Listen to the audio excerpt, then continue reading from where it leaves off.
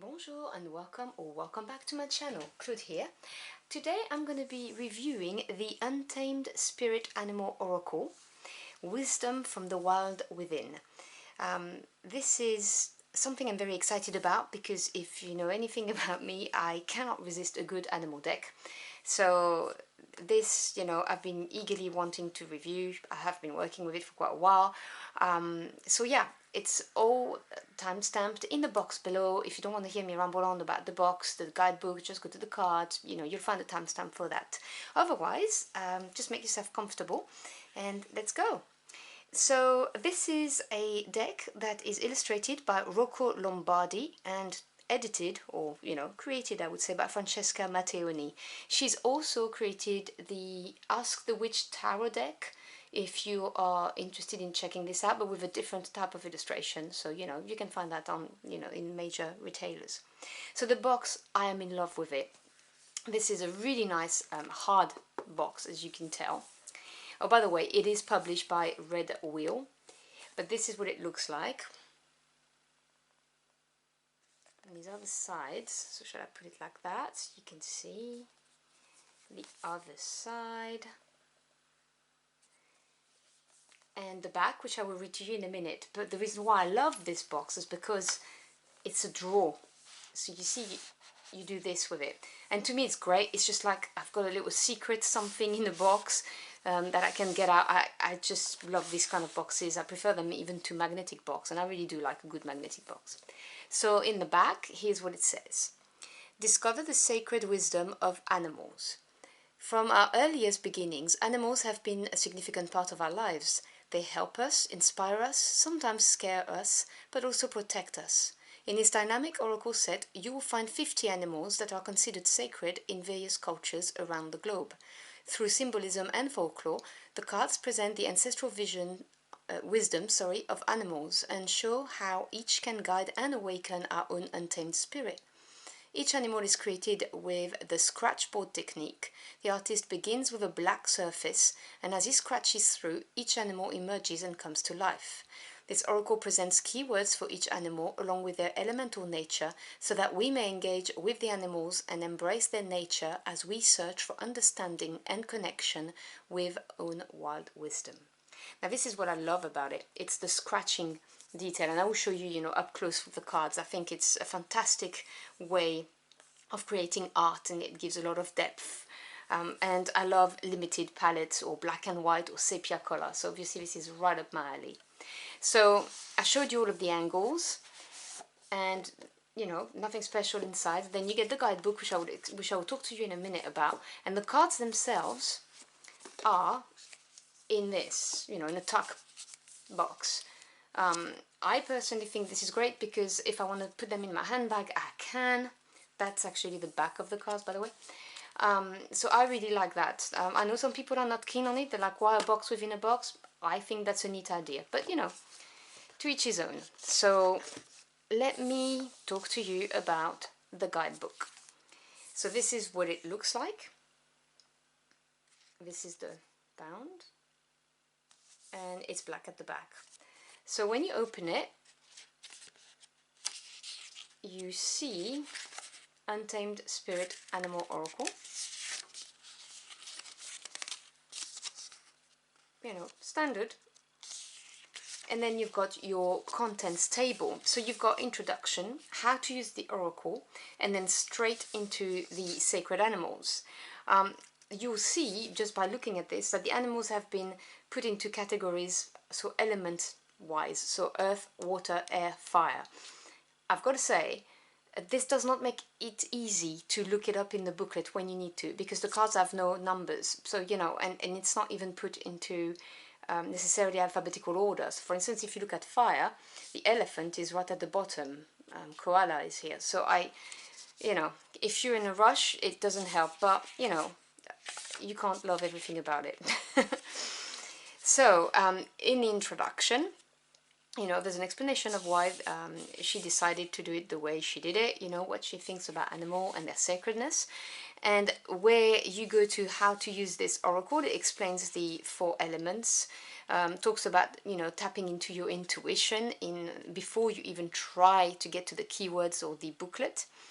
And obviously she explains that you can do a 1 draw or a 3 card draw, you know, depending on what you want, but there is not a specific section for spreads. It's just, you know, suggestions, which I'm fine with because I pretty much do what I want anyway with cards. So, but you know, if you're looking for a lot of guidance on spreads and stuff, you're not going to get it from here. And then it moves on to the animals. So I'm going to show you the first one so you get a vibe for what you get and how it looks like. So you have the picture of the artwork, and then you have a box that gives you the scientific name. So for the spider, we have, you know, Araneae, the class, so Arachnida, the order, the geography, so where you can find them, and the spiritual power. So for the spider here, it says connection and shadow. Then on the side of it, you get the element, so earth, then a little message that looks like it's the spider actually talking to you, and then an explanation right underneath it. And you get this for every single one of them. So it's a double page setup. So you've got earth, then it moves on to, let me see, you get 50 cards, by the way. So there may not be the same amount under each element. Yeah, water comes afterwards, and I think it starts with the seahorse. Yep, so you get water. And then you have air, which starts with the firefly. And then you have the fire. And that starts with koala.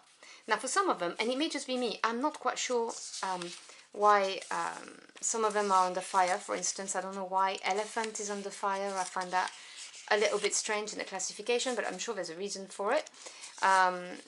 You know, but that's just me. So that's the guidebook, and I will read you one card, you know, randomly, so you get a feel of what's being said about it. But I did read them, and this is quite nice what's being said. I quite enjoyed that. But the main part, the main plus of this deck is definitely the deck itself. I'm not gonna lie, this is to me just, you know, beautiful. So let me put some space on that. So you've got this box here, and then the deck. So this is the back of the card. It's not gilded or anything, which is fine because I actually really like the simplicity of it, because of the simplicity of the artwork. It is semi-glossy or glossy, I don't know what I would say. It's, yeah, kind of. I mean, if you compare it to the El Goliath Tarot, then it's just semi-glossy, but otherwise it's kind of glossy, which is fine. They really shuffle nicely, and this is a really nice cardstock. It comes back to shape very easily, and it's not going to get damaged easily, so I really like that. I have average size hands, so for oracle cards they're not too big, which I like because most oracle decks have huge cards. So it's slightly bigger than a tarot deck, but you can see it fits nicely in my hand. So we're going to have a look at the cards. Let me grab, yeah, I'll put them in that box and then I'll tidy it later. So the first one we have is the spider. Hang on, let me try and zoom in so you see better. So the spider, connection and shadow. The toad, listening, secrecy. Hedgehog, inner world, curiosity. I really love the artwork. If you look at how it's done, for instance for this card, I think it's stunning, and with any kind of deck that has a limited color palette, it's going to look amazing. And botanical decks as well. The viper, fear and healing. Squirrel, play, resources. The rabbit, approval, sensitivity. Now this is all of the earth, and let me just grab the booklet so I can tell when to stop. Okay, so that'll be there. Okay. Then we have the cat, independence, psychic powers. I really love this card. The fox for adaptability and reactivity. The badger, determination, mental energy. the lynx, invisibility and revelation. And you see, I like the fact that this is not an animal you often see in animal decks, so I like the diversity as well. Like you have the spider, I like that. Dog, friendship, loyalty. Coyote, intelligence, unpredictability. The wolf, instinct, loyalty, again, you know, like the dog, but then again, that's to be expected. The boar, combativeness, honor. Boar is not an animal you often see in those decks. The deer, grace, kindness. Horse, journey, ambition. I even would have added freedom, but you know, that's me. The bull, male power, fertility, and I do like the keywords, you know, I think they're really well chosen. When I say I'd add that, it's just me, but, and the bear, that's the last one of the earth suit, by the way. Protection and faith. I would also put strength here, but you know, that's me. So then we move on to the water elements. So you've got seahorse, fatherly power, constancy. Let me just check which one is the last one for water. Okay. Then we have starfish, wishes, sensitivity. Again, that's not one you find often there.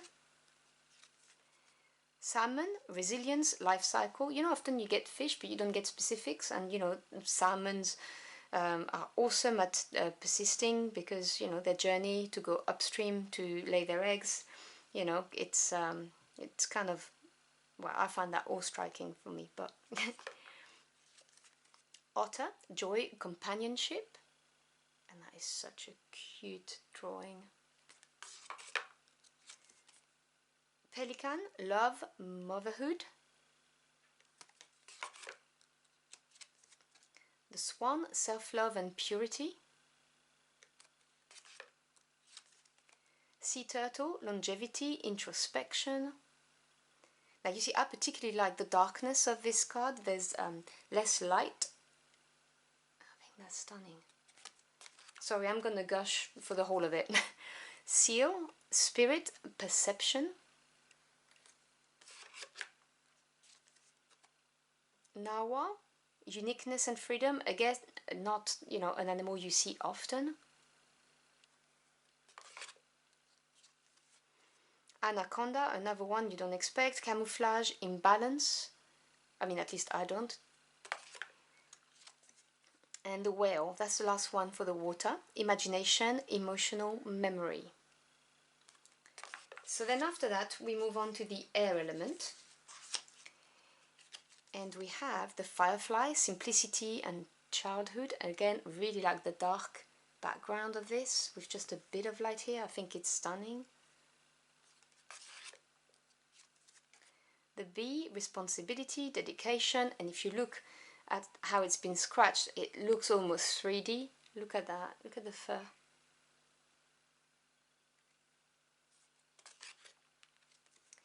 The moth, change, dreams. The butterfly, transformation, poetry.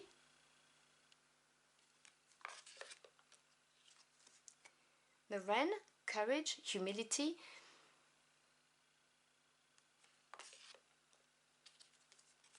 The swallow, hope, harmony. The bat, initiation, transition. Again, another one that I was kind of happy to see in the deck. The owl, vision, silence. The raven, magic, destiny. The wild goose, that's another one I didn't expect. Trust in the group and communication. And you see the keywords, I really like them, they resonate with me. The golden eagle, enlightenment, success, and that's the last one of the air suit. So then it's the fire suit. So we have the peacock, which is the back of the card, if you look at just that. And you look in the background right here. So beauty and completeness. The crane, dance and meditation.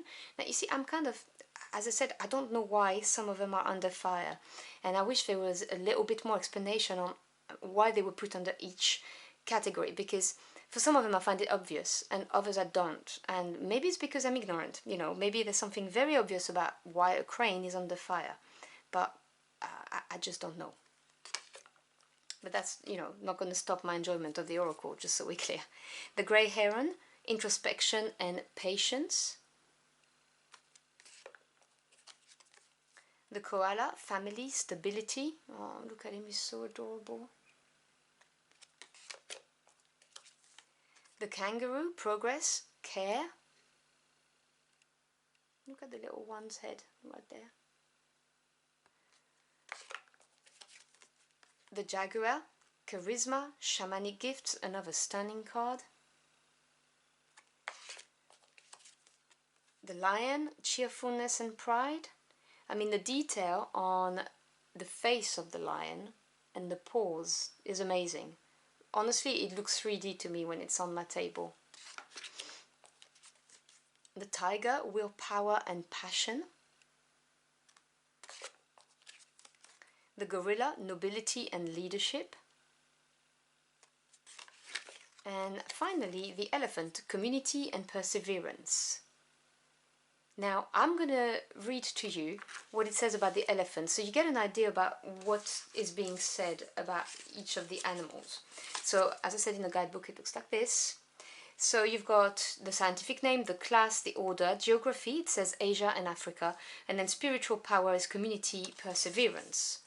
And then you've got that little blurb here, like I said, when it's like the animal speaks to you.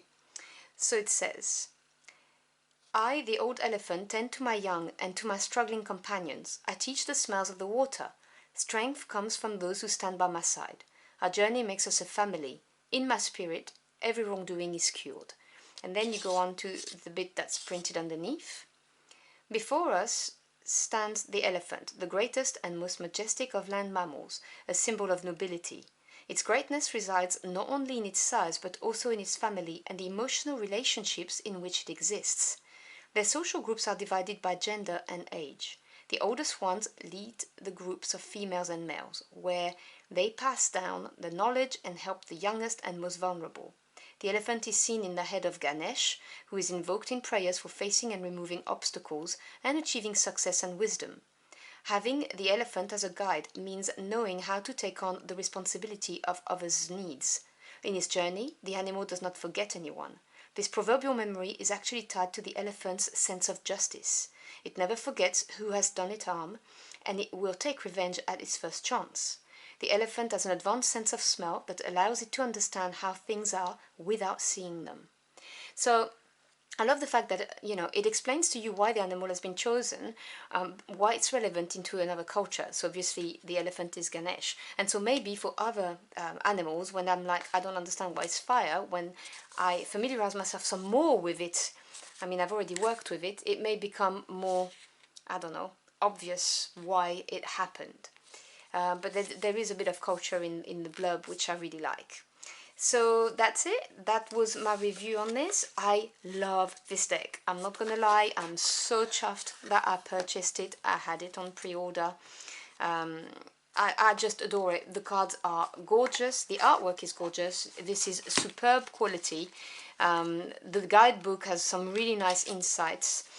It's really interesting and different from what other things I have. Love the box, and I can see it's going to pair beautifully with my, you know, limited color palette deck. So I love it. So let me know what you think of this deck. Do you have it? And if so, tell me whether you like it or not. And, you know, what are your pros and cons? Are you thinking of buying it now that you've seen the review? Just let me know. I personally love it, and I think it's definitely worth a buy. Yeah, there was no prices written on the box, so I can't tell you how much it retails, you know, the retail guide is. But there you have it. So whenever you're watching this, I wish you a magical day, and I will see you again very soon. Until next time, au revoir.